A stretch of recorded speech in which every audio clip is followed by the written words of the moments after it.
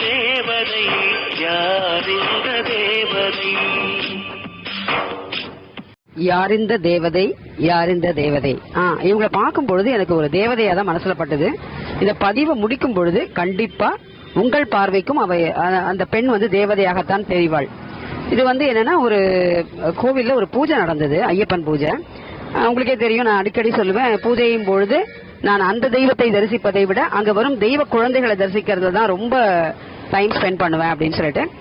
அப்படி இருக்கும் பொழுது என்னோட சிஸ்டர் 2 குழந்தைகளோட ரொம்ப கொஞ்சம் பேசிட்டு உடனே என்ன கூப்பிட்டாங்க, இங்க வா அப்படின்னு சொல்லி. பார்த்தா அந்த குழந்தைகளோட கையில ரொம்ப அழகா தத்ரூபமா வரையப்பட்ட ஒரு ஐயப்பன் ரொம்ப அழகா இருந்தது. அதை நான் ரொம்ப ரசிச்சுட்டே இருக்கும் பொழுதுதான் அப்ப கேட்டேன், இது யார் வரைஞ்சது அப்படின்னா, தோ அந்த அக்கா அப்படின்னு சொன்னாங்க. உடனே அந்த பெண்ணை நான் ஒரு போட்டோ எடுக்கட்டுமா அப்படின்னு சிரிச்சுக்கிட்டே வெக்கப்பட்டுக்கிட்டு ஓகே அப்படின்னு சொன்னாங்க. அப்புறம் சொன்னேன், நீங்க என்ன பெரிய ஆர்டிஸ்டா? ஏன்னா அந்த வரையப்பட்ட அந்த இது ரொம்ப அழகா இருந்தது. அந்த முகமும் இதுவும் பார்க்க ரொம்ப கவரக்கூடிய வகையில இருந்தது. உடனே அவங்க சொன்னாங்க, இல்ல இல்ல நான் டாக்டர் அப்படின்னாங்க, ஐ எம் டென்டிஸ்ட் அப்படின்னாங்க.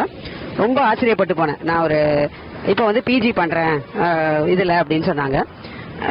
இது ஒரு ஆன்மீகமும் இறைப்பணியும் கல்வியும் எவ்வளவு ஒண்ணுக்கு ஒண்ணு பிணைஞ்சிருக்கு அப்படிங்கறது புரிஞ்சுக்க முடிஞ்சது. சோ இந்த பெண்ணை பார்க்கும்போது அப்ப எனக்கு தேவதையா தான் தெரிஞ்சா. சோ இப்ப நீங்களும் நம்புவீங்கன்னு நினைக்கிறேன். ஒரு அழகான தேவதை வரைஞ்ச ஓவியம் தான் அந்த குழந்தைகளோட கையில. இது அவங்களுக்கு ஒரு பேஷன் போல. ஒரு ஃபங்க்ஷன்ஸ்க்கு வரும்பொழுது ஒரு மார்க்கர் பெண் வச்சு குழந்தைகள் கையில அந்த ஐயப்பனை வரையறது ரொம்ப அழகா இருக்கு. நீங்களும் பாருங்க, ரசிங்க. வாழ்த்துக்கள் அந்த பெண்ணை.